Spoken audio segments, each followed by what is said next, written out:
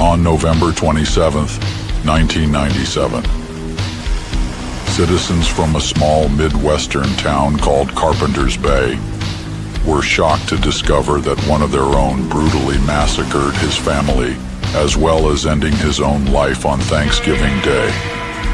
Dubbed the Thanksgiving Day Massacre, this horrendous crime would forever tarnish the good name of this peaceful town. However, underneath this story lies a dark secret. A secret involving a government cover-up to hide the real story of what happened that fateful day. As the old saying goes, truth is stranger than fiction. Asset 13, The Last Thanksgiving, written by Julius Freeman, art by Greg Warrenchak, available on Global Comics. Evil has a new holiday.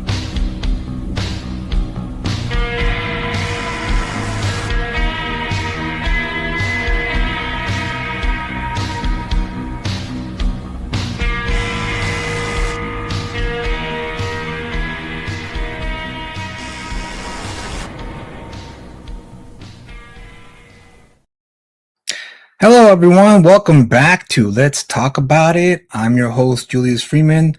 I know I skipped over the intro for Let's Talk About It, and that's because as you can see, my co-host, my AI co-host, Kyle, is not here with me today because he is a hockey fan and he's rooting for the Ducks. So he went to the Anaheim's Duck game tonight. It's a playoff game, apparently. And so he's there instead of here talking to us about comic books. And so I hope you guys had a good week. It's good to be back. And it hasn't been a crazy week, I don't think. I mean, if you're a Christopher Nolan, you probably had a crazy week. if you're the people involved in the Odyssey movie, you probably had a crazy week on X. Rashad 58. Hey, hello. How's it going? Ben, what a loser, choosing sports over comics. Hey, to each their own is what I say. I'm not a hockey fan personally. I prefer basketball over hockey and football. But hockey, I never could get into watching hockey. I played street hockey when I was younger, but I really couldn't get into it. But I get it. I get it. And welcome, Russia. I don't know if you're new to the show or not. Oh, well, hello and goodbye. I hope you have a good weekend and catch the replay, and don't forget to subscribe and leave a comment and hit the thumbs up. Let the channel grow. But it's just another week. Good week for me. I gotta say I got no complaints. But like I said, bad week for for hype wise, it would be for Christopher Nolan and the Odyssey. And I guess we could get right into. Oh, you're not leaving? Okay, I just see you. You're just like I just see you coming in, and then you're saying bye, hello, goodbye. But cool. Stick around then. Cool. I would like to have you here. I like to have conversations with the people in chat. I hope you guys are doing well out there. Welcome back. Another Friday, May 8th, 2026. Another good week for comics. I think I heard that Benjamin Percy got an exclusive deal in Marvel, which is good for him. He's pretty good. Hit or miss for me, but good for him. Congratulations to Mr. Percy for getting that gig. It's a guaranteed money, man. You can't hate that. But let's get right into it. I want to talk about the Odyssey. I want to talk about Christopher Nolan's The Odyssey. Now, I don't know about you guys. Who are you talking to? I'm talking to you, dude. I'm talking to you. I'm talking to everybody. Not just to you, but everybody. Everybody who comes on, the replay, all that stuff. So I want to talk about The Odyssey. Christopher Nolan's The Odyssey. Now, let me just say this firstly. I'm a huge fan of Christopher Nolan's movies. I've always been a fan of his movies. Ever since Memento, I first watched Memento when it came out. I believe it was 2001 or 2002. I can't remember. Hey J Dubs, how you doing, man? Welcome to the show. I think Nolan is a great director, but he seems to have made some interesting choices for this movie. Yeah, he definitely has. I'll admit that. You know, and before I move on with that, let me just give some context here. I'm a huge fan of Nolan's movies. Ever since Memento, I have oddly enough, I had not seen Insomnia yet. That's one of those movies where I just, for some reason, fell under the radar for me, and I haven't had a chance to watch it yet. That's the only Nolan movie I haven't seen. Saying that, I love his other films outside after Insomnia.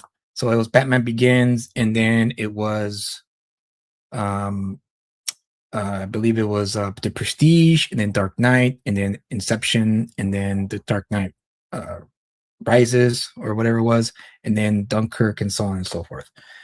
Um, and what I love about Nolan personally was that he was a director that obviously he has something to say in his films, right? He's like one of those cerebral directors. Like, I got a message. I want my theme is like the important thing of my movies. But what I liked about him was that he brought in action. He's an action director that's an intellectual action director, which was kind of cool and fresh. If I'm being honest, you know. And I love Michael Bay movies. Just for the record, I love action movies. American action films is my favorite genre of film. So, yeah, I'm all about Michael Mann. I'm all about Michael Bay. I love Michael Bay's movies. I don't care what people say about his movies. I love those movies. His movies, Bad Boys, Transformers, and the Rock was another one of my favorites. And what's his name? The director of the Predator and Die Hard movies, Frank Tiernan, I want to say his name is, but correct me if I'm wrong. I'm pretty sure it's Frank Tiernan or John Tiernan. Correct me if I'm wrong, guys. If I'm wrong, I can never remember his name, but he's another one of my favorites. And so when Christopher Nolan came into the picture, and he talked about in interviews he gave as his star was rising, he always talked about how much he loved American action movies. And I thought that was always cool. I was like, yeah, that's pretty rad that this British director, because you know most British directors are very like I said, very intellectual. They like making movies that they get you to think about things. And it was refreshing to see a British film director wanting to make action movies, but in his own way. And that's where style comes into play. That's when an artist's interpretation comes into play when it comes to creative choices. So, for instance, I am not a fan of Zack Snyder. I'm not a fan of his, but I understand why people like his movies. And he's a very good visual director, but storytelling wise, he still needs a lot of work, apparently. And I know a lot of Snyder bros will probably come at me with that, but it is what it is. You can still like it. I'm not saying you shouldn't like it. Just saying that his style is not. I didn't connect with it, if that makes sense.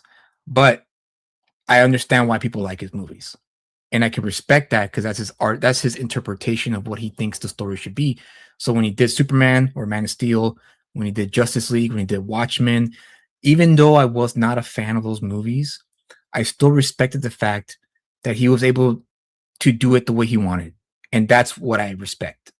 From one storytelling artist to another, I respect that. So when he lost Justice League, because unfortunately he lost his daughter during the filming of that film, so I'm sure there's a lot going on in his life. And then when Warner Brothers gave him the extra cash to finish Justice League, again, I was not a big fan of the movie, but I was a fan of the fact that they let him finish his movie, a movie he wanted to make.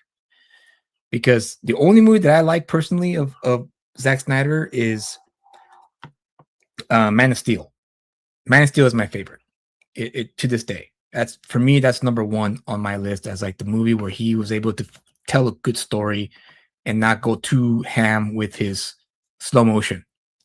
you know, his slow motion approach to filmmaking, like the slow motion scenes and stuff. So that was kind of nice. It was refreshing. It was kind of a sign of maturity, in my opinion. So saying all that, I understand the Nolan hate. I really do, because when he did Batman, a lot of Batman fans, people who read the comics, who are fans of the comic books, didn't like that he grounded the story too much. You know, they wanted a bit more, I guess, oomph to it. Like, you know, kind of, I guess, like Burton did when he took over Batman. He made it larger than life. And Nolan kept it grounded, you know, and so I understand why people would hate that. Yeah, he explored some high concept ideas playing with time and space, which were obvious in Tenet and Interstellar, right? But less obvious, but still there in Dunkirk and Inception. Yeah. Yeah. And I like that. You know, that's something that I look forward to when I watch Nolan movie. It's kind of like the same thing, right? When the movie going audience, right, when they see a trailer of a Spielberg or a Scorsese or a Denis Villeneuve, they expect a certain kind of movie, if that makes sense. When I see a trailer for the Farrelly brothers, I expect a you know, fart joke movie. I'm not expecting anything else but that.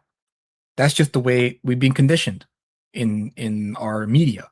When we think of a name, of a household name, we expect a certain kind of movie. So when you see a trailer for a Scorsese movie, I expect a very intense, like deeply acted movie. If I don't get that, then what's the point? That makes sense. So Nolan is this no different for Nolan. Nolan's approach to filmmaking is more about, like you mentioned, Ben, like high concept, cerebral ideas, and he's very monochristic, very monotone lighting, and he just likes big wide shots. And those are cool. I love those shots. You know, Tenet was very bold, but it was no different than Memento in a lot of ways. It's just that he took it the next step. He had the budget to take it to the next level, like he did with Memento. Memento was the short-term memory idea, which was still holds up to this very day. So the hate that he was getting surprised me, because it brought up a few questions for me. And I understand, like I said, I understand the hate from a lot of, I guess, people my age, right? Who were expecting a little bit more from the Odyssey, because I'm sure a lot of fans of the Odyssey book were expecting, had high expectations. They wanted something colorful. They wanted something big and grand, and they feel like they're not getting that. And I get that. I do. But at the same time, I also understand that it's his interpretation of a classic story. Now, it may not be to everyone's liking, and the box office will let us know that, because the box office is of course is how many people will go and watch it, and the rewatchability factor too. Will people go back to rewatch it? That's always a key thing with Nolan movies, at least for me. I can't speak for anyone else but me. I always rewatch the movies when I watch a Christopher Nolan movie, because there's so much to unpack. One viewing won't do it justice. It won't. It's for me, it's too much. Rewatching it 2 or 3 times, it gets better and better with every rewatch. And again, in my opinion, not everyone will agree, and that's okay. And I understand the whole costume design thing. Yeah, I personally think he could have done a little bit more with the costume design, but again, it didn't affect my hype to watch the movie. I don't care. I don't care, because when I heard he was doing the Odyssey, I was like, oh, that's interesting. I wonder how he's going to do all those monsters, since he's famously known to not use any CGI, which is interesting to me. I was like, I want to see how he does this. How is he going to pull this off with practical effects? Was my first question when they announced that he was going to do the Odyssey, since he's, like I said, he's famous for not using CGI almost never. It's always practical. And so I'm looking forward to that as a fan, and also as a I guess a cinephile, you know, because I studied film in college. While I was trying to get my comic book thing going, I studied film in college because I wanted to be a filmmaker as well. And at the time, I thought filmmaking and sequential storytelling went hand in hand. Now I know better. Now that's not the case. Storyboarding is not the same thing as sequential storytelling. I don't care who says otherwise. If someone tells you, oh, there's the same thing, they go hand in hand. No, it's totally different. Sequential storytelling is way different than storyboarding. And any artist who tells you otherwise, and again, no disrespect to the artists out there, but they don't know what they're talking about because it's two different things. So at the time when I was studying film, I learned a lot of the trade.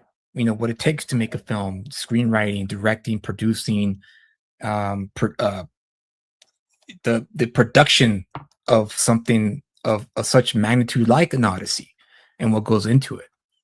And so I have a lot more of an appreciation of cinema personally, and I think that's just the way it ended up happening. Not everyone, I guess, has digs deep into studying something that they enjoy. That's just my nature. My nature is, how did they make that, and I want to know how they made that. That's just my nature. I just always want to know, like, how did they make that, and unpack it and find out exactly how they made something happen. Like 2001: Space Odyssey. Whew, man. I mean, when you learn how they made that movie and the way Stanley Kubrick shot that film, to this day, even though it was done in 1968, the special effects in that movie still hold up a lot better than even the modern day CGI. And that speaks volumes to the artistry of what a true artist can accomplish if they are allowed to flourish in their respective medium. And that's where Nolan is at right now. And so I understand the whole idea of, like, I want my movie to be this way. I was the same way. I was guilty of the same thing. You have high expectations in your mind, and then when the person who you hope will accomplish or get close to it, kind of like what Peter Jackson did with Lord of the Rings, because in my opinion, I think Lord of the Rings is probably the closest thing we ever got to a true adaptation of from novels to movies. I know that might be up for debate. People will disagree with me, but in my personal opinion, I believe he got the closest to getting that done. And because those movies still hold up to this day, and it was glorious films.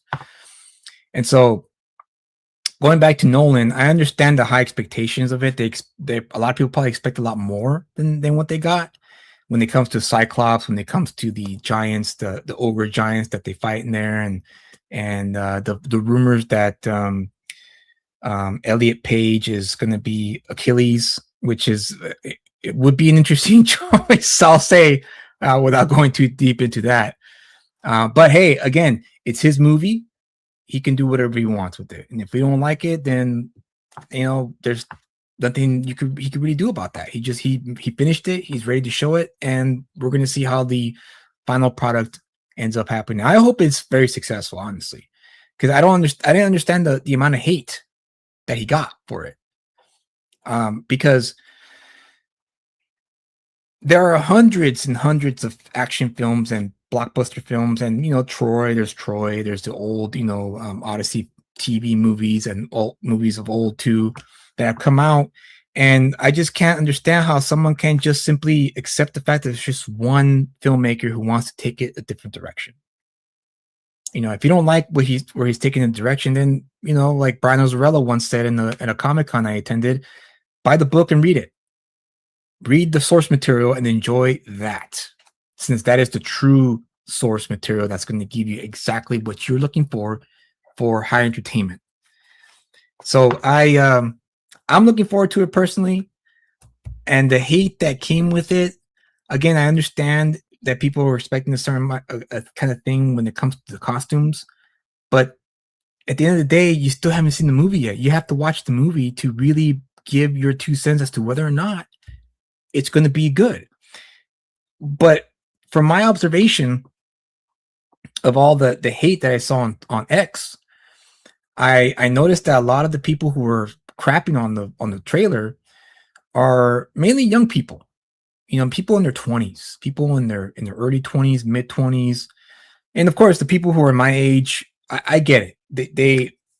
They had certain expectations, but the younger generation, I guess they started calling it MCU light, which I found interesting because like, well, I mean, I don't know why you would call this MCU light when Nolan was the one who mainstreamed and made that style popular, the whole grounded gray tone style. He popularized that. He made it popular enough where studios copied it after Dark Knight. After the success of Dark Knight and the Academy recognizing that movie as a movie worthy of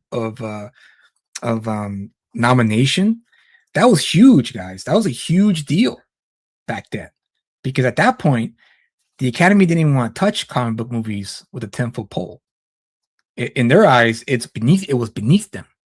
But the fact that Nolan was able to elevate it to a level where, yeah, I get it, he alienated a lot of the hardcore comic book fans, but Nolan wasn't tasked to make a movie for the comic book fans. He was tasked to make a movie for the masses. See, the masses, for the most part, don't read comic books. They don't care about comic books. They only know the character based on TV and older movies. And that's it. I mean, yeah, you have your converts here and there that eventually will discover, the comic books because they like the lore so much that they want to go for it and go to the shop and start reading Batman books. But for the most part, most people don't do that. They just watch the movie and go, that was fun, and then they buy the DVD and they rewatch it, and that's the end of it. It's like I have a friend who's a major jock, sports guy, never cared about any of the nerd stuff like I did. And to my surprise, he once told me he likes Star Wars. And I was like, you like Star Wars? Like, that's wow, that's very surprising. And he's like, yeah, I like Star Wars. I mean, I'm not a nerd like you are. I don't care about, the other stuff. I just care about the movie. And that was a light bulb moment for me, because that's when it hit me. It was like, okay, he's the masses. He's part of the masses. He's the one who just buys a ticket, watches the movie, and, oh, that was nice, and then moves on with his life. Whereas me and the quote unquote nerd culture, we dig into the lore, right? We buy the books, we buy the novels, we buy the comic books, we go to the cons, we meet the people who play the characters, take pictures with them, and all that stuff. And so, going back to Nolan, that's Nolan's job. Nolan's job is to sell to the masses. So the hardcore people who are fans of the Odyssey books, I get it. You're pissed because he totally, probably more likely, crapped on the source material. And again, I get it. I was not a fan of The Dark Knight Rises. I mean, I liked the movie. I'm talking about, I was not a fan of Bane. I didn't like the fact that he changed Bane from a Latin American drug lord to a Eastern European, I guess, for lack of a better term, war criminal, part of the League of Shadows. I was not a fan of that. I would have preferred the Latin American, mass buff dude, but he didn't give us that. And that's my only gripe I had with Dark Knight Rises, the fact that he made Bane Eastern European as opposed to Latin American. So that, again, I totally get it. I totally get the hate. But for me, it's not enough to stop watching his movies. For me, it's all about, does the movie entertain? And I have a feeling it will, because based on the IMAX preview, the 8-minute preview that was released, I mean, just by that scene alone was enough for me to be like, oh, this is going to be great. This is going to be epic. And so I'm all in. I'm all in. And so going back to the point of the young people crapping on this movie, or the trailer, I should say. I had a friend who we were talking about this very thing about the hate that Nolan was getting, and he mentioned something about media illiteracy, and I was like, oh yeah, that's right. I keep forgetting that the generation after me, the new generations coming up, they're people who are in their 20s and what have you, grew up on social media. they grew up watching YouTube channels and YouTubers and live streamers. And so they didn't grow up watching movies like my generation did, the Gen X generation or the millennials generation, whatever generation I fall into.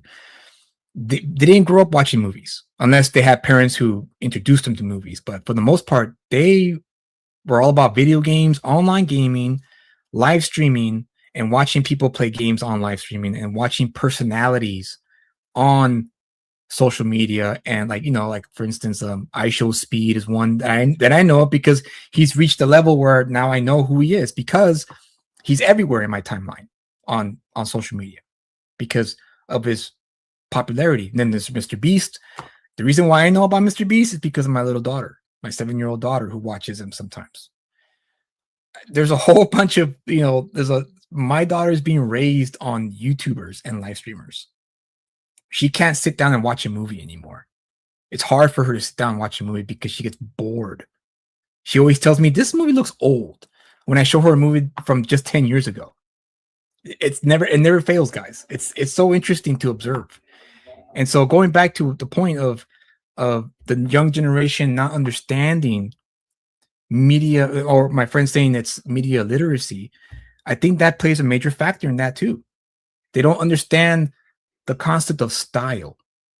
An artist having a certain style.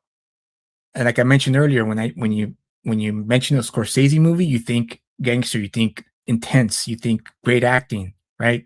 You mention a Spielberg, you think family movie, aliens, interesting movies, that kind of stuff. And so nowadays, when you see something like the Odyssey and they're saying things like MCU light, they're accustomed to watching the MCU movies and comparing it to that and not knowing and not having any idea who Christopher Nolan is or his body of work. And again, that's fair. That's fair game. Not everyone's going to know who you are unless someone educates you on it. And so, I mean, I'll admit at first I was like, what the hell's up with all this hate? But then when I started thinking about this deeply, I realized, oh yeah, you know what? That makes sense. I don't want to end up like the old man yelling at the cloud, guys. I don't. I'm all about live and let live. I'm all about having people like what they like. And it's up to us, our generation, to educate the young generation to understand how to consume media, like old media, movies, TV shows, the works. But I think a lot of the new generation watches more TV and do movies, which is why streaming is so big. It's easier to sit down and watch episodes of a show as opposed to a movie in the theaters. And so I get it. And Nolan's never going to do streaming. He's a cinemaphile. He's a cinephile through and through. He will make movies until he can't anymore in the theater. So we're never going to see a Nolan streaming service exclusive. We're always going to see a theater release. RMJ Jr. 887 says, Lord of the Rings, the first one. Oof, such beauty. I watched it 20 times. The rest, man, just didn't hit for me. Hello, Mr. Wayne, classic cinema. Okay, got a dinner. Gotta go. Thanks for stopping by, Arturo.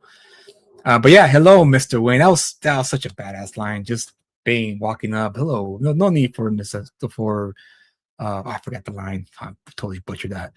Mr. Wayne, and I love that scene. The whole scene, no music, just the fight scene, the hits and the blows, all that stuff. It was great.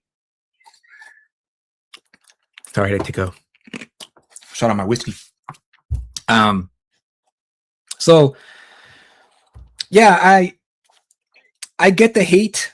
I really do, because Nolan does come off as very pompous as a person. When you watch his interviews, he does come off very high and mighty, very uppity, very nose up, and I get it. And that's very standoffish. That's very like, but I'm a fan of his work, not a fan of Nolan, the person, because I don't know him as a person. I just know of his work. I'm a fan of his work because he did something that was different.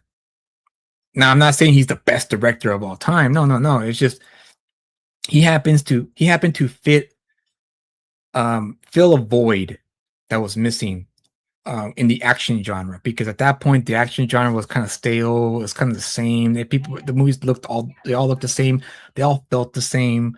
with few exceptions like Michael Bay movies and what have you. But it just did something wasn't working until John Wick came out. John Wick, thank goodness John Wick came out because that changed the game forever.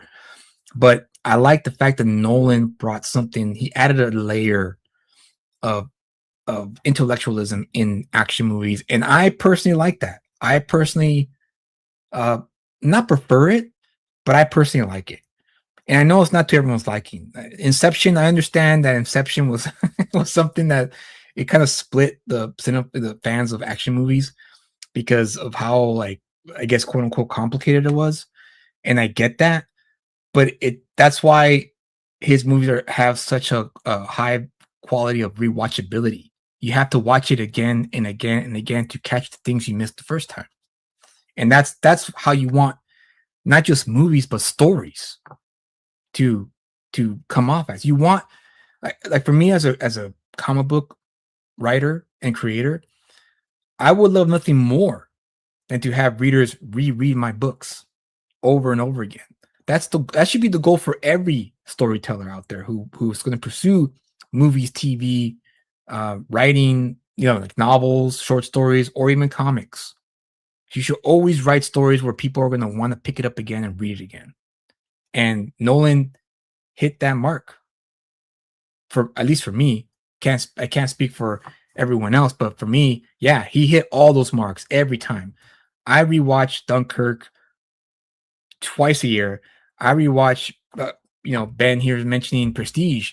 I watch it again twice a year too. I watch all his movies at least once a year. I rewatch them because they're so good. The Prestige is his most haunting movie. That one stuck with me long after watching. Yeah, same here, dude. Same here, man. That with the ending of that movie, when it ended, I was like, dude, what the whoa? That was. If you guys have not seen Prestige, watch it tonight. Watch it tonight. If anything else, if you're not a fan of Nolan, at least watch The Prestige because it's like mind-blowingly good. Very, like, extremely well done all across the board. I mean, he did no wrong in that movie. That's a classic for sure. And so, the hate that he got was, in my opinion, unjustified by most people. Some people had very good opinions about why the movie looked like crap, and I totally get it. I do. But for the most part, I think a lot of people were not giving them a chance until, watch the movie. Watch the movie and then make your decision. Then you could let us know whether or not it was crap. And it could very well be that this might be the movie that just ends his reign. Because, at some point, someone, storytellers like Nolan, they all hit a plateau, in my opinion. It happened to Spielberg. It's now barely happening to Scorsese,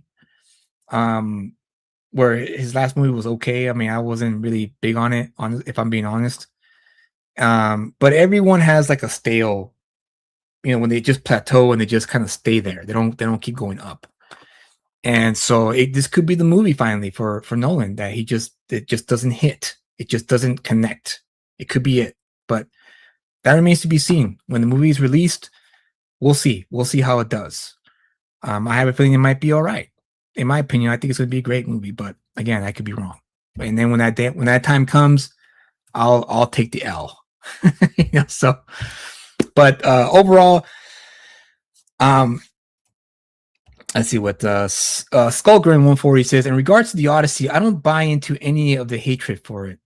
I'm actually excited for. Yeah, same here, dude. Same here, man. Like, I'm excited for it.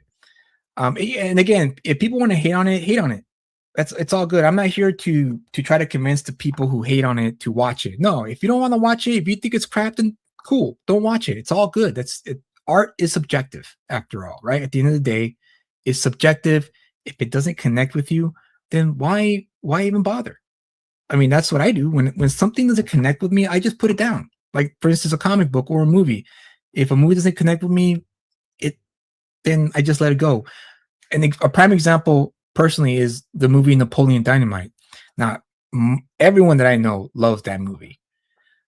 I'm not a fan of that movie. I didn't find it funny. I didn't connect with it.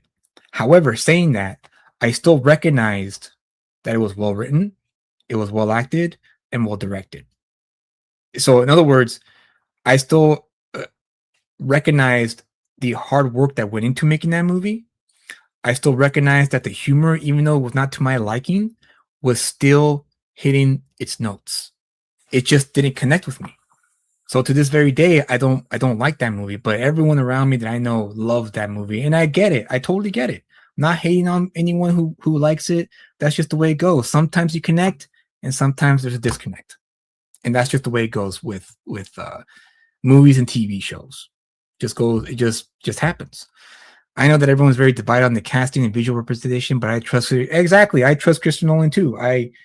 He's never let me down once in any of his movies. Never did I ever find myself going, man, this is boring, or this is dumb, or this is not working for me. Never. So I'm looking forward to it. For sure I am. Ben Soto said, my only problem with Odyssey so far is the American accents. Yeah. Yeah. I agree with you there, Ben. Yeah, I kind of wish they would have done a little bit more with the accents. Yeah, for sure. Maybe I'm used to those period pieces using the British English accents to class them up. Yeah, you know what, dude? I have to agree with you on that one. That's another problem I had with it, was the accent, with the lack of I guess I'm used to British accents, and I guess maybe again it's a creative choice. We'll see if it pays off. Hopefully it pays off. I don't get Napoleon Dynamite as a movie, but trashing it feels ultimately very pointless. Yeah. Yeah. Yeah, I'd say that's probably pointless. But even like I said, I get it. I have a brother. My brother loves that movie. He quotes it all the time, and hey, good for him. That's great. I kind of see it as like their version of Dumb and Dumber, or their version of Ace Ventura. Because I remember when Ace Ventura came out, I was like, me and my friends would quote it, and my uncles who were who were a little obviously older and they were used to the older comedies, they didn't get it. They're like, how could you guys like that stupid movie? It's so stupid. But we loved it. And so when Napoleon Dynamite came out and they liked it, again, I almost became like my uncles. Like, how could you like that stupid movie? But then I remember, no. This movie was not made for me. This movie was made for them. So I'm gonna let them enjoy it. And I'm not gonna rain on the parade. So that was the one thing that it just like clicked for me. I was like, okay, I get it. It's not for me, it's for them. Justin Soto. What's up, Justin? I agree. I understand not liking these movies, but I don't get hating them. And I'm a man who supports most kinds of hatred. That's a good point, Justin. For sure, man. Yeah. Yeah, me too, man. I don't understand it either. I was like, okay, hate on the costumes, cool. Hate on the lighting, that's cool, but don't hate on the movie yet. The movie hasn't come out yet. Maybe for all you know, you might end up liking it, even though you don't like the other aspects that you saw in the trailer. Kind of like the way I didn't like Bane being Eastern European, right? But that didn't ruin the movie for me. The movie was still cool. I still love it to this day. In a different scenario, this entire movie could work a whole lot better if they kept the entire cast, but did the exact same thing they did with Prince of Egypt, which make it animated. Animated. That would have been an interesting choice. Crenshaw, what's up, Crenshaw? I'll probably be catching that in the theater. My wife really wants to see it. Me, I can take it or leave it. That's fair. That's fair. I'm in Idaho, and Napoleon Dynamite hits theater for me. Dude, I totally get that for sure. For sure, man. Absolutely. Justin Soto, God, I wish McConaughey was an Odyssey. We need a boot scooting Achilles. Can you imagine, dude, if they casted McConaughey as Achilles? Oh, dude, that would have been something for sure. That would have been cool. That would have been cool if they had cast him as Achilles. Oh man, I'm just here in hell, man. What you up to, Homer? But I hope that I want to end the conversation with this. I hope that the younger generation will grow up and when they get older and they start to revisit a lot of the old movies, because that's what happens, right? I remember years ago in my older job, I had this 19-year-old coworker who, when he and I got to know each other a little more, he told me that he was interested in watching some movies, and I was like, great. Well, of course, me being a cinephile, I gave him a whole. I came up with the list, right? I was really excited to expose him to a lot of great films that he was looking forward to watching. And he told me, I want to watch something that's scary. I want to watch a classic horror movie. And so I recommended The Shining. Stanley Kubrick's The Shining. 19 years old, right? So I'm thinking, oh, he's gonna watch it and it's gonna blow his mind, right? he watched the movie. The next shift, when I saw him, so did you watch the movie? He said, yeah, I watched the movie. What'd you think? And he said, I hated it. It was boring. And I was like, what? Of course, I'm a huge Stanley Kubrick fan too. So I was like, my first reaction was like, how dare you speak ill against Stanley Kubrick, right? And he just started going off about, like, it was just so boring. It was so slow. It wasn't even that scary. Like, I didn't even get scared once. And then at the end, he was like, what the hell was this movie? And again, that's when I learned that perhaps he wasn't ready for that movie. Maybe he was too young to watch that movie. So I'm hoping that these young people who are coming up will one day discover some of these old films and really see just how genius some of these old classic movies really are, and kind of go look back and be like, yeah, I was kind of harsh back then. I mean, it happens to all of us. It happened to me. I mean, that's how I was when I was younger. I used to just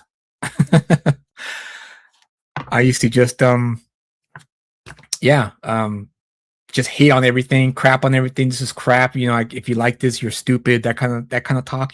But then as I got older, I realized that, again, art is subjective, and pretty much you either connect with it or you don't. And that reminds me of a Scorsese video I saw that I want to share with you guys here, because I think it sums up. And I hope the video plays, because I know the audio sometimes gets wonky with me, and sometimes it works for me and sometimes it doesn't. Hold on, it's loading up. Oh, my computer is like, there we go. Okay, just bear with me here for a second, guys. I'm gonna share my screen. Share my screen. I think he sums it up beautifully here. And let me know if you can hear it.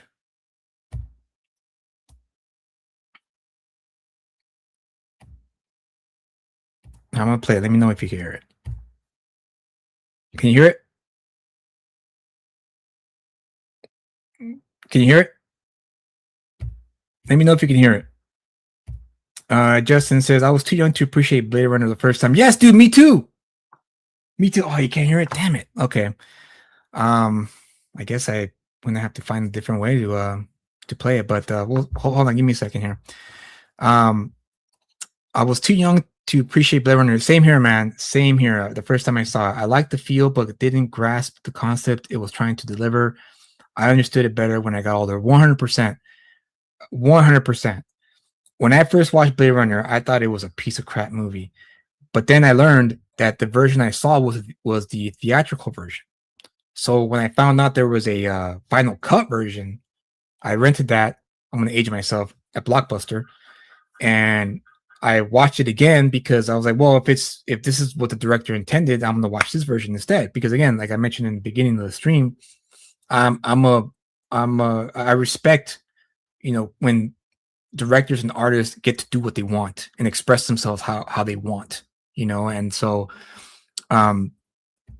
it blew my mind, dude. It blew my mind when I first watched that movie, and it was amazing. I recommend it to everyone who has not seen it yet. And I remember I showed it to my dad a couple of years ago. He came over. He visited me one year. He came from Texas, and we were hanging out. And he knows about my my love for film and everything. He's the reason why I love films, because he used to take me to the movie theater every weekend. That was our thing. And so when he was hanging out, he said, "Hey, show me a good movie that I haven't seen yet." And I said, "Oh, okay." And Blade Runner was the first movie that came to mind, because I was like, "Oh, he would love this movie." And so I told him about Blade Runner, and he's like, "Oh, sci-fi." He's Mexican, by the way, so he didn't say it in English. He said it in Spanish. Sci-fi. Oh, I hate sci-fi. They're so stupid. They're so boring. I hate sci-fi. Is there anything else you want to show me? And I was like, "No, actually, Dad, I want to show you this. I think you like it." And he's like, he's like, I don't know. I don't want to. I don't want to waste my time with that crap. And so I was like, "Dad, just give it, give it the 15-minute rule. It's my own personal rule that I have. Give it 15 minutes, and if you don't like it within 15 minutes, then I'll turn it off." And so I played it for him, and 15 minutes in, he didn't say anything to me, and I was like, "Okay, this is a good sign." And the whole time the movie played, he stayed quiet until the very end. At the end, when after the Roy Batty scene, the speech about the time to die, and then Harrison Ford leaving with his girlfriend, and the end of it, he was like, "Wow, that was one hell of a movie." Like, he was really impressed with it, and that is the testament of what happens when you let a director do what they intended to do. My dad was able to connect with that movie, even though he hated the genre, the sci-fi genre, because I asked him, I was curious, like, what was it that connected you to the movie that made you really like it? And he said, "I like the fact that this android, this robot, just wanted to live longer, and that's what we all want as human beings." Very deep. I never knew my dad had it in him. To be honest with you, when he said that, he said, "And we all wanted that. We all want that." Sorry, I don't know why it's not playing for me. It was playing for me earlier, but now it's not doing it for me. So hold on, give me a second. Let me just remove this. And so I was like, "Wow, Dad, that's really deep." So, well, yeah, I mean, that's just human nature. We all want to live longer. We all want to live forever, and that movie pretty much summed it up beautifully. And so he said, "Wow, this is my new favorite movie." All right, and let's see if this works. So I'm gonna share, and let me know if this works for you guys. Kenneth T. Russell says, "Have you seen this Michael Jackson movie biopic?" No, I haven't. I want to watch it. I just haven't had a chance to watch it. So I don't know when I'll be able. I think this might be one of those movies where I have to. Unfortunately, I'm gonna have to wait for it until it streams to watch it, because I don't think I have the time yet to watch that movie. All right, give me a second, guys. I'm sorry. I just I don't know why is this not working out for me. Okay, here we go. Let me see.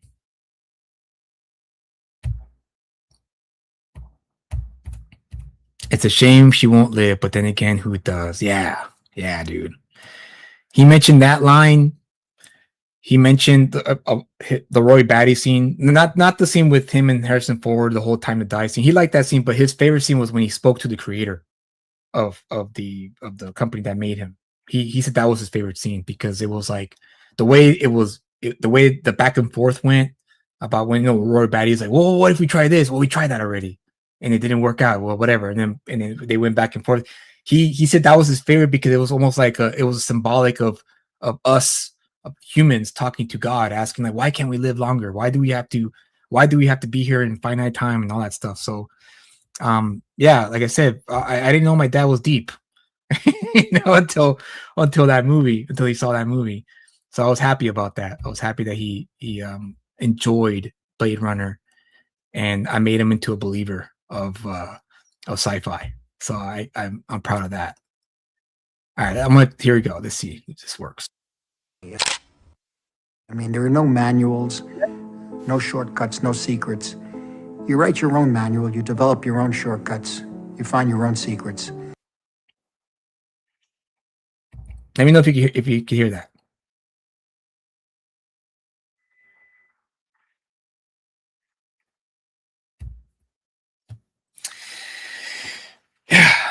Yeah, this clip here, yes, okay, perfect. Thank you, Ben. This clip here sums up how I believe that a storyteller should be in that. Bargaining with God, yes, all the way to the end when he accepts his fate. Yeah, it just beautiful, man. Like, it's one of the best movies, honestly. It's like, for me, it's top 10 movies of all time. That's another movie I rewatch from time to time because of just how deep it is. It's really Scott's best, and Philip K. Dick's novel. I have yet to read that one. I want to read that novel, but I would say that was a great adaptation to that novel, and it still holds up on its own. And really, Scott did a great job telling that story. So going back to Scorsese, really captures what the creative spirit is supposed to be. And I hope that this video is discovered by a lot of these young people who crap on the Odyssey, who crap not just on the Odyssey, but just any kind of commercial art that gets released, any movies or TV shows where they just immediately just crap on it without even watching it. There's a fundamental understanding of what storytellers are supposed to, the rules are supposed to abide by telling the story. And I think Scorsese captures it beautifully here with this. You have to find your own way. I mean, there are no manuals, no shortcuts, no secrets. You write your own manual, you develop your own shortcuts, you find your own secrets. You go where you're drawn to go, and you learn by doing the work. I mean, if you're scared, if it all seems like too daunting, if the machinery of it all seems too big and scary and overwhelming, it's great. You wake up in the morning and you do it anyway. Yeah. If it seems impossible, it's even better. Yeah. You do it anyway. And as you go, like I said, remember that amidst all that machinery, you're the one who's going to make the picture. It's just you and the thing that sparked you to make the film. You and the spark. In the end, they're one and the same. You guard that because it's precious. Now it's time to get to work. Mwah. Just absolutely beautiful. Beautiful. I mean, he's talking about films there, but you could apply that to anything. You could apply that to this. What I'm doing, what we're doing, what Ben Soto and Justin Soto are doing, other creators out there, indie creators out there, very daunting.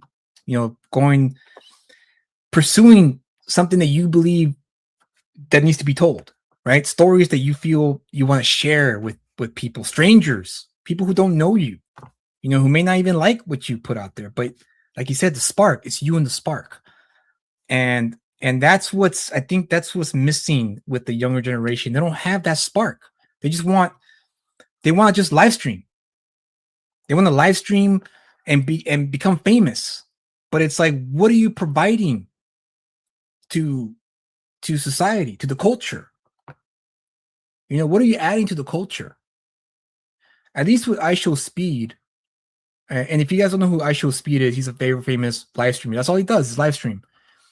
But at least with I Show Stream, he sometimes gives back. He goes and he buys like computers for like the poor. He like overpays, people who do things, right? Like, I saw a video yesterday, actually, just last night, of him. I forgot what country he was in visiting, and it was like a street artist, right? Just a street artist, who's just there. Oh yeah, I'll draw you. It takes me about 20 minutes, and he paid him $500 for it. Even though he didn't create anything, he's at least giving someone money to give him something that's precious to him, and I think that's what's lacking in the young generation who crapped on not just the Odyssey, but any movie that comes out, right? It happened to Superman, it happened to every Zack Snyder movie, it happens to every movie that comes out. They always crap on it, but they don't understand what Martin Scorsese just said about you and the spark. I'm doing this because, yeah, there's a spark in me that wants to tell stories, just like the rest of you guys who are watching this and may watch the replay after this. And that's, I think that's the reason why I was so upset with the hate, because it was like, dude, this guy, Christopher Nolan, like he had the spark. He wanted to tell the story of the Odyssey in his way, and he did it. He made it. And all those other people who hate on it will never do anything like that. You know, there maybe some will, but I mean, it's tough making the movie, right? It's tough telling the story because it's hard to take rejection. It's hard for people to tell you, yeah, it sucked. I didn't like it. That's tough, right? I mean, I think we can all agree here.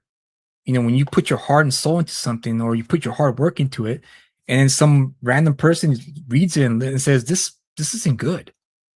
That can hurt, you know? But it depends, right? It depends what kind of things you do. And Justin says, yes, just me, my pencil, and a lot of Rockstar energy drinks. Absolutely. Oli! What's up, Oli? Long time no see, homeboy. ¿Qué onda? Oli says, reminds me of that hate Krager is getting for his Resident Evil movie. I'm hyped for the movie, actually. There you go. See, so you understand too, Oli. You know, you I know you love Resident Evil. And so, yeah, it's one of those things where everyone has a chance to interpret what they think is going to be good. And sometimes, like I said, it connects or it doesn't connect. But Scorsese's video is right on the money. And I think that, again, the reason why I'm here is because I have the spark. The reason why Ben, Justin, and everyone else who wants to make comic books or movies or whatever, they also have the spark. It's just a matter of getting it done, right? But it's, like you said, it's daunting. It's daunting to get, something done. Like this was daunting. You know, making this was daunting because I had to pay out, had to pay the artist, had to make sure that the story was solid. And now it's a matter of, will people like it? You know, and that's the hard part about it, is that will people like it? And sorry. I'm gonna share my screen now, because now that we talked about that, now I wanna share with you guys. Let me see here. Let me just minimize this. I want to talk about Elucid Comic Shop. That is now live. So as of now, Elucid Comic Shop is up and running, and Asset 13 is currently on pre-order. And so I know last week I was hoping that last week it would be the big, announcement and the reveal that I have an online shop, but of course there's things that happen, like I ran out of time to get this store up and running, but now it's up and running, it's ready to go. Stories that take you to the edge. You know, during my hiatus, I was thinking really hard about what is Elucid Comic. What is it that I want to say with Elucid Comic? And as I started thinking about that, and it got me thinking about, like, well, yeah, what is Elucid Comic? What is it that I want to do with this? What do I want to be, superheroes? Do I want to be this? Do I want to be that? And I realized, no, it's got to be, I want it to be edgy. I want it to be a little bit dangerous. Because I think that's what we're missing nowadays in comics, is that there's not many writers or creators who want to be a little dangerous when telling their stories. And that's what I want. That's what I want to accomplish. That's my goal for Elucid Comic, is to tell stories that are a little dangerous, that get people a little bit uncomfortable when they read the stories. Because those are the stories that I loved growing up as an adult. So from my childhood up until maybe 19 years old, yeah, superhero comics for sure, all the way. And to this very day, I still buy and pick up a few superhero comics because I still love it.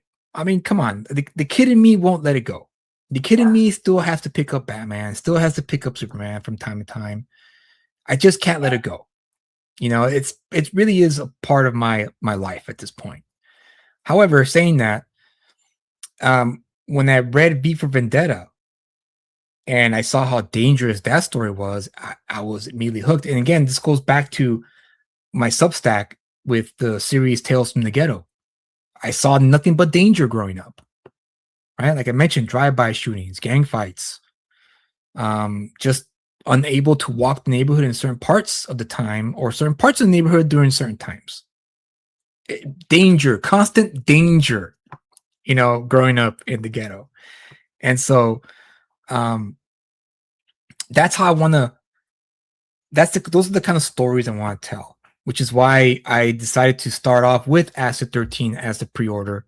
And again, it's currently available and the books will start going out by the end of May. So May 25th is when I start to ship out the books. And no crowdfunding, no waiting 45 days, 60 days, or a year to get your books. You'll get them right away. It's literally a few weeks away. And the book is done. So one shot. It's the story is 48 pages, but the book is 67 pages. No, 68 pages, excuse me. 68 pages because of the 14-page preview that's attached to this version of Acid 13, which is the preview for Samuel Zion. Post the link on your X and I'll share it in the chat. I can't find it. It's in my tree link on X, Ben. I realized that X doesn't really let you, X's algorithm is so damn tricky that if you share links like in the thread or in your X in your post, it for whatever stupid reason it doesn't push it. So I just now that's why I don't know if you've been noticing. That's why I've been saying link in the bio, because I don't want to deal with that anymore. I just want to just say link in the bio, so that way you can just click on my profile. My tree link is right there, and it's all there. My Substack is there. My Global Comics page is there. My online shop is there. Everything is there, including my other social media platforms. So if you want, just go to my tree link, copy and paste it. I appreciate you, bro. I really do. I appreciate that.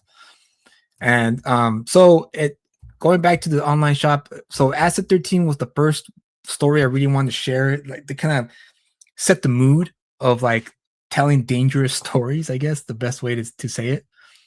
And after that, it's going to be a few upcoming releases. And the next one will be Samuel Zion PI. Samuel Zion is a story that it's a story that I've been wanting to tell for a while. It's real quick. It's about a man by the name of Samuel Zion who is cursed with immortality. He cannot die. Now, of course, most of us would be like, wow, immortality. We were just talking about Blade Runner, right? That's great. But in his case, it's not great because he cannot die until he has to pay a debt that's owed. And I'm not going to give away too much because I want you guys to read it. But it's a story about a tragic figure who, on the surface, should be grateful and happy that he's immortal and can never die.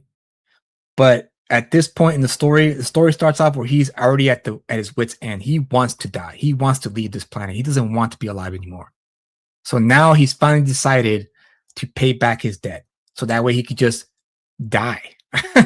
So, but what happens is when he pursues to pay this debt, which is collecting the evil entities he released thousands of years ago, they have this machine that they built to protect themselves from Samuel Zion. And the whole story is just him trying to find ways to capture these evil entities. And I have something cooking up real good for you guys with this one. I'm really happy with this one. I channeled a lot of Doctor Strange, but mainly Steve Ditko, Doctor Strange. And of course, there's a little flavor of Hellblazer there, but he's not cynical in the way John Constantine is. He's cynical in the way that he just wants to, almost like an employee who just is showing up and going to work, and that's it. That's because there's nowhere else he's going to go. He's stuck at this job. This is essentially how I approached this character, an employee who's stuck at a dead end job and he can't go anywhere else. And that's his attitude in the whole book. Anti-hero for sure. And this is the most fun I ever had writing a comic book story. I'm really proud of this one. And don't get me wrong, I'm proud of all my works, but this one's the one where I had the most fun writing it and developing it. And I have something in store for you guys that's going to be fantastic. And so I want to share with you guys. Let me see if I could. I'm going to share with you guys a few page preview here. Let me just okay, bear with me, guys. Here we go.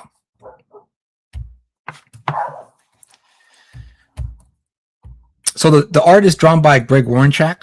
He's also the artist for Acid 13.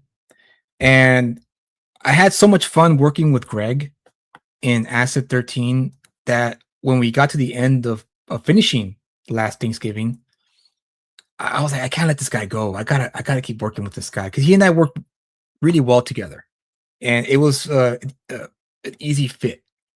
And again, like Scorsese mentioned, that spark. We just connected like Lego pieces. And so I offered him, hey, I got the story. I think you'd be a good fit on, for it. Are you interested? And I pitched him the idea, and he was like, yeah, dude, let's go for this. This is cool. This is right up my alley. And so here's a few page. I'm gonna go a few pages here, so you guys can check it out. And it's gonna be in black and white. And that's another thing I'm gonna do going forward is just offer black and white books. I'm not gonna color my books, with the exception of Reset Protocol and Ghetto Dragons, since I already colored those books. I probably am going to release those books in color, since, like I said, they're done. I don't need to worry about adding any colors. I'm currently reformatting all those books so that way I can get them ready for print on demand and also for pre-orders as well, and make it streamlined so that people can recognize the Elucid Comic moniker in the name, the brand name. But yeah, black and white going forward for any new project, and this one's no different. And yeah, this is the first. This is going to be book 0. Notice I didn't say issue. It's going to be books. Another thing that I thought about deeply during my hiatus was the idea of how to present my indie comics to new readers, young readers who are hungry for new stuff, new material. And when I finally created my TikTok account and I started exploring that space as to who, what kind of readers were there, because X has their own set of readers, Instagram has their own set, and so on and so forth. So I was checking out the landscape on TikTok, and to my surprise, it was a bunch of young readers. Like, I'm talking 20-something-year-old readers who are buying comic books regularly. And so it was a breath of fresh air to see. And based on what I've seen, they still collect floppies, but they're more manga readers because of the fact of how accessible they are. If they get into they find out about a manga, they go to book 1 and they start from there. But when they discover a character like a Batman, do they start in issue 1 of Batman from the 1930s? I don't think so. And I don't think they're going to read those books either, because those books are dated. They don't really hold up as much unless you're a hardcore comic book fan like myself and the rest of the people who are on the show, or who join me on the show. It's not viable. So I kind of married the two. I was like, well, I don't want to do manga because I'm not Japanese, I'm American, and I love American comics. So what if I just take the idea of like a black and white comic book, like manga does for the most part, and just tell these close-ended stories. So even though I end this with a little cliffhanger, it's still a complete story. There is no leaving you hanging in the middle, none of that. It's a complete story, a beginning, in the middle, and an end. And at the end, it's closed enough where okay, cool. But if nothing comes of it, at least I told the story. But it's open enough where I can continue the story if need be, if people really connect with the story. But yeah, here's a few pages to show you guys, and I really love Greg's work here. He really brought the kind of flavor I was looking for when I was thinking of this story. Stark black and white, eerie and creepy, and just interesting to look at. And again, it's working with Greg has been great. I mean, he's the kind of artist that every indie writer and creator like myself should always try to find and work with as much as possible, because you bring out the best in each other. That's always the best thing to do when you do this kind of thing, is you always want to find an artist that can really give you exactly what you're looking for. And I believe Greg delivers in spades. And I'm really excited to show this book off to you guys when it's ready. This is the next project I'll be releasing after Acid 13 goes to pre-on demand, because the idea is once the pre-order closes, that version of Acid 13 with the 14-page preview will go away. It won't be available anymore. It's going to revert back to that 48-page without the preview. And then I'm going to release Samuel Zeon, and I have some cool stuff for you guys with that one. That one I think you guys are going to really dig when I announce the release date and open up the pre-order and get you guys to hopefully back that one and help me make it into a success. And so yeah, I had a lot of fun writing this one. It's right. It has elements of everything that I love about American comic books. It has the supernatural element. It has the edginess to it. And it has the American style that I love. The sequential style that Greg beautifully captures in these pages. And so I hope you guys, upon seeing these pages, will agree. Maybe not. Again, art's subjective, right? You may look at these pages and be like, "Well, not for me." It's not something that I would like. But it's for me, it fits. It's a perfect fit of the story that I wrote here. And I hope you guys will agree, and you guys will check it out when I'm ready to release this. I'm hoping by June, late June or early July is when I'm going to release this. And like I said, I have something cool in store for you. And when I announce it, I'll announce it here. I'll show it off here. But I think you guys will be pleased with what I'm have to offer. And it's the first 13 pages is nothing but action. It's action packed. I introduced the character, and here's the money shot here. I love this splash page. I love how this page came out. It's and this, I'm not going to give away too much. Obviously, I don't want to give away too much because I want you guys to read it. But this plays a factor in the story. All these souls that are forced out of this entity's body that he's eaten over the years he's been out of its captivity. And of course, I will elaborate on that in the same issue. And the next page is my favorite. I'll show it to you guys here. Look at this page. I love how this page came out. It channels a lot of the older 80s, 70s, 80s. And again, this is Greg. Greg did a great job with this page. And yeah, there's a flavor to it that I'm really proud of. So yeah, I just want to show you guys that. That's going to be the next thing that I will release when I'm ready to release it. And yeah, Samuel Zeon, PI. It's not your everyday paranormal, investigator. It's a different take on the genre. Again, it's very edgy. It's not for kids. It's for, I would say, young adult and up. So 16 and up is pretty much the demographic this book will target. And yeah, I think that's it, guys. That's the show. I hope you guys enjoyed it. Thank you for those who came to the show and hung out with me and to hear me rant about Christopher Nolan, the hate that he unjustly got. But I'm hoping that it's worthwhile. I'm hoping the movie does kill it in the box office because, I mean, when you want to talk about epic, it doesn't get as epic as the Odyssey. So I'm hoping that would be something for you guys to enjoy when it comes out. And I hope you guys come back and continue on supporting the Lucid Comic and helping me grow into a mighty oak tree in the indie landscape, because that's the goal. The end goal is to grow. Of course, I'd be dumb just to tell you that I don't want to grow up. I want to grow. I want to grow to a size where I have people working with me. I could produce more stories for you guys. There's a lot of artists that I would love to work with. Not big artists, but I see the up and coming artists who are good, but they're not getting work. They're not getting the recognition because the page rates are high but there's a budget involved. And so me personally, I can't speak for anyone else, but me personally, I have to watch out with my budget. My budget is very tight, very small.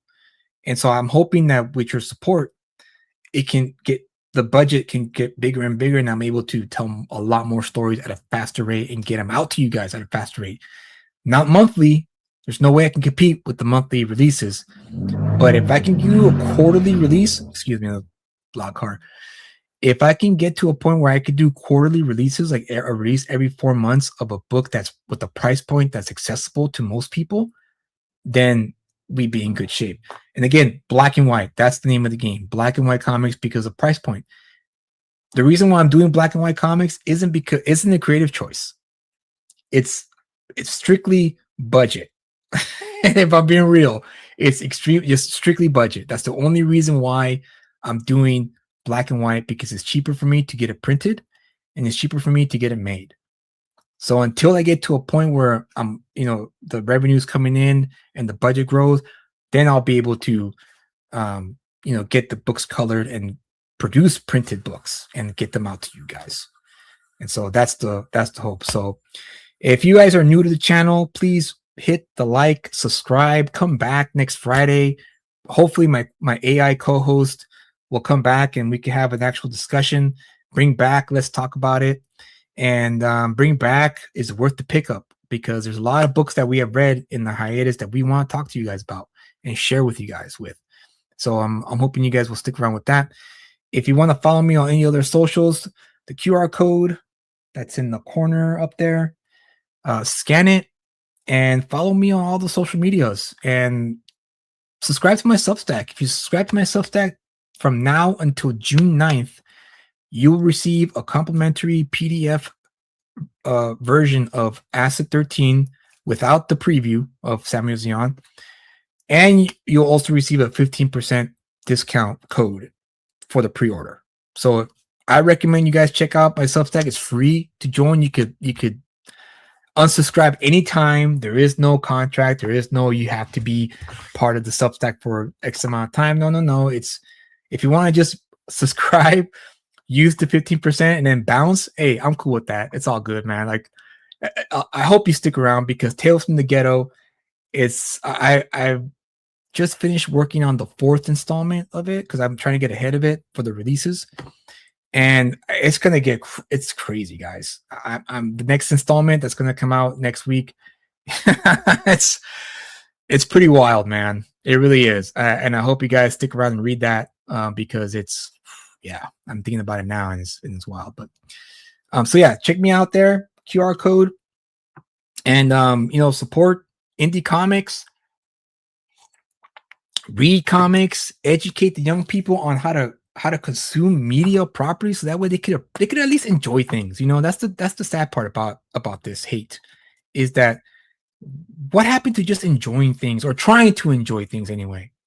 Try enjoying it, and then if you realize, yeah, it's not for me, then you can move on, and that's fair, because you at least gave it a shot. So, with that said, guys, thank you, Ben, thank you, Oli, for coming, and Justin and Crenshaw, and everyone else who came on by and hung out with me. Thank you again for your support, and we'll see you in the next one. Peace. On November 27, 1997, citizens from a small Midwestern town called Carpenter's Bay were shocked to discover that one of their own brutally massacred his family, as well as ending his own life on Thanksgiving Day. Dubbed the Thanksgiving Day Massacre, this horrendous crime would forever tarnish the good name of this peaceful town. However, underneath this story lies a dark secret. A secret involving a government cover-up to hide the real story of what happened that fateful day. As the old saying goes, truth is stranger than fiction. Asset 13, The Last Thanksgiving, written by Julius Freeman, art by Greg Warrenchak, available on Global Comics. Evil has a new holiday.